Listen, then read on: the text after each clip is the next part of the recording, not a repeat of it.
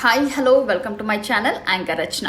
Kolkata night riders చేతిలో దారుణ ఓటమికి గురైన ఢిల్లీ క్యాపిటల్స్కు మరో షాక్ తగిలింది.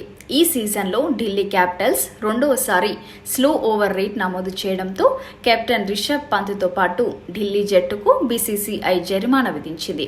పంత్కు 24 లక్షలు పెనాల్టీ విధించిన బీసీసీఐ ఇతర ఆటగాళ్ల మ్యాచ్ ఫీజులో 6 లక్షలు లేదా 25% చొప్పున జరిమానా విధించింది.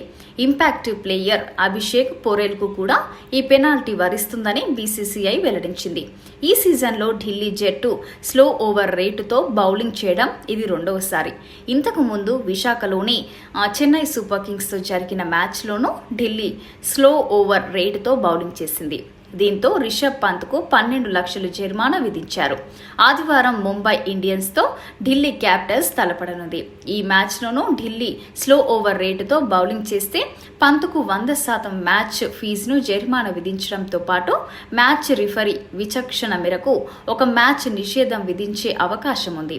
కోల్కతాతో జరిగిన మ్యాచ్లో ఢిల్లీ క్యాపిటల్స్ బౌలర్లు నిరాశపరిచారు. ఈ మ్యాచ్లో ముందుగా బ్యాటింగ్ చేసిన కోల్కతా 7 వికెట్ల నష్టానికి ఏకంగా 272 పరుగులు చేసింది. భారీగా పరుగులు ఇచ్చిన ఢిల్లీ బౌలర్లు 15 వైడ్లు, ఒక నోబాల్ సహా 22 ఎక్స్ట్రాలు ఇచ్చుకున్నారు. దీంతో నిర్ణీత సమయంలోగా ఢిల్లీ 20 ఓవర్ల కోటాను పూర్తి చేయలేకపోయింది. ఇలాంటి మరిన్ని అప్డేట్స్ కోసం మన ఛానల్ని సబ్స్క్రైబ్ చేసుకోండి. అలాగే లైక్ చేయండి, షేర్ చేయండి. పక్కన ఉన్న బెల్ ఐకాన్ క్లిక్ చేయడం మాత్రం మర్చిపోకండి.